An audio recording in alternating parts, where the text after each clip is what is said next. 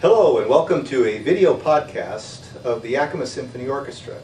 I'm your host, Jeff Snedeker. I also play principal horn with the orchestra.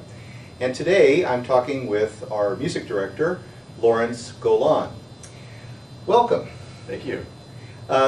Maestro Golan is new to the orchestra. Our previous music director, Brooke Cresswell, was the founding music director and led the orchestra for 40 years. And so we are headed off in a new direction now with his retirement, and we are very happy to have you with us. Thank you. It's great to be here. Tell us a little bit about yourself. You're not only will you be conducting our symphony, but you'll also continue as director of orchestras, right, for the University of Denver. Is that right? That's correct. Right? Yeah. And you've been there some time. I've been there 10 years. 10 years. Yeah.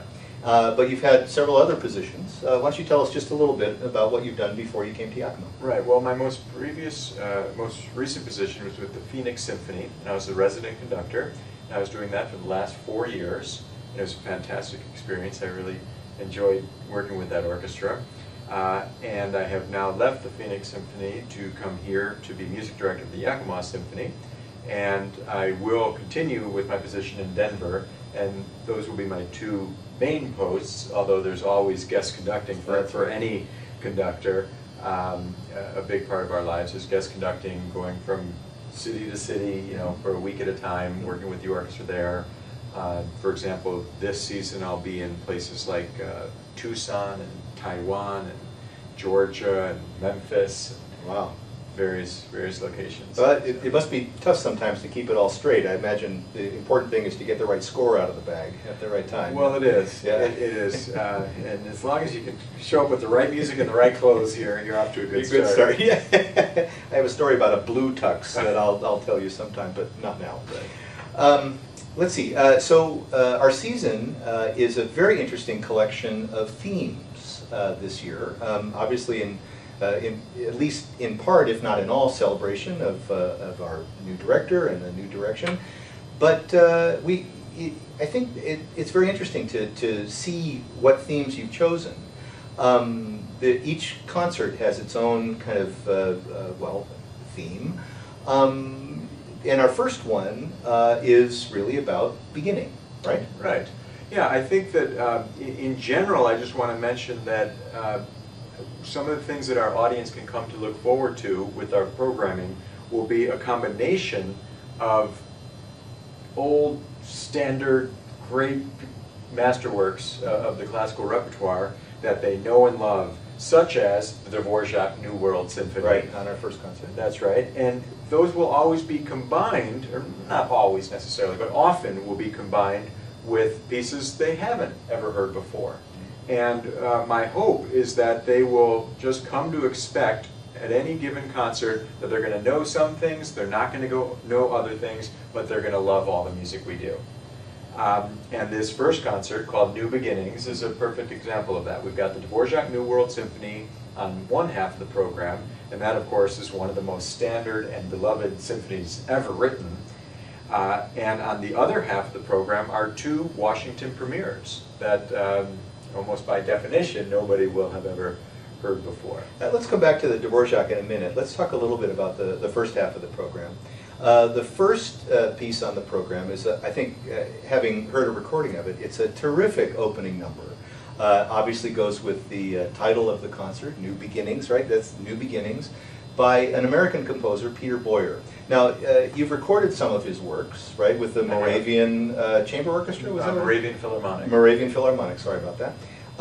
And so you know him personally, is that true? I do, although I knew him first through his music. Actually, the first time I stumbled upon him, I was at a convention in Los Angeles, the League of American Orchestras convention.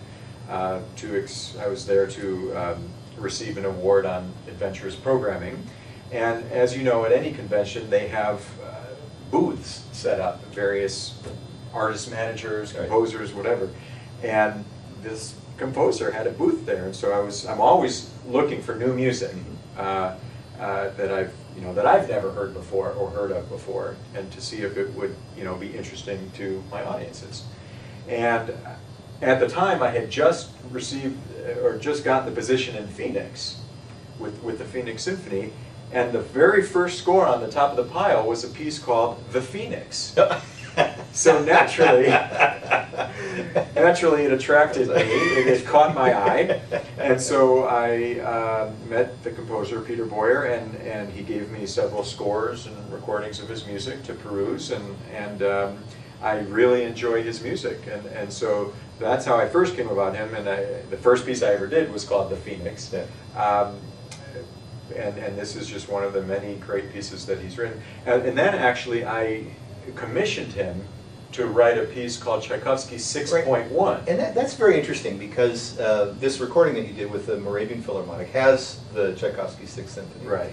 And your intent there was to, as you told me previously, that to have a companion piece, right, to go with it? That's right. Tell us a little bit more about that. Well, it's called the .1 series, yeah. And it comes from Tchaikovsky's 6.1. .1. You know, it actually derived from all the computer software. Right. New version of something, right. And it was, see, the thing is, again, I love doing new music, but as most any composer will tell you, it's relatively easy. Well, let's say it's hard enough to get a first performance, but it's relatively easy compared to getting a second performance. Right. That's the truth. What happens so much is that composers get a piece commissioned or get the world premiere, because everybody wants to do the world premiere because it's exciting and sells tickets. That's right. You know? But so many pieces only get their world premiere. They don't enter the standard repertoire or any repertoire. They only get played once. And so I was trying to come up with an idea to help with that, to try to get pieces played more than once, if they're worthy of getting played more than once. Sure. And so it occurred to me that if they had a natural place in thematic programming, that might help them, you know, to have a more viable future. So I have a series of pieces that I've either commissioned and or recorded that are just like that. It's a companion piece to one piece in the standard repertoire. The next one on the series was Beethoven 7.1. Oh, so I recorded that last year. So as a companion piece, though, is it?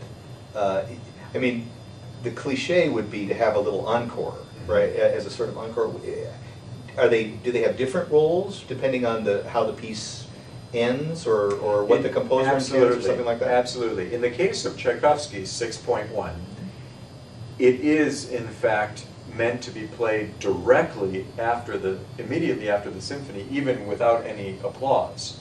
The way Tchaikovsky's 6 ends is that it fades away into death, actually. Yeah, right. And in fact, the composer died 9 days after conducting the premiere. That's right. And it fades away, a fading heartbeat played by the pizzicato basses. Well, the commission for Tchaikovsky's 6.1 was to start with that heartbeat, start with that very subdued, death-like music, but then actually have a sort of resurrection. Interesting. So that was that piece. Now, in the case of Beethoven 7.1, which was the next piece on the series, it's not like that.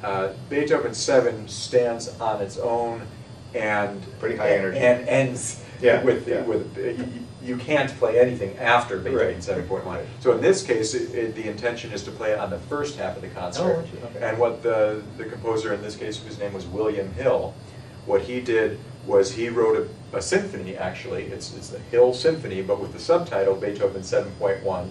And he took various musical elements, motifs, if you will, and used those by Beethoven from the Seventh Symphony and expounded upon them and created a symphony of his own out of that material. That's very interesting. We should talk more about this at some other point, because this whole idea of getting second performances, creating companion pieces, and how they work with the different ones would be very interesting.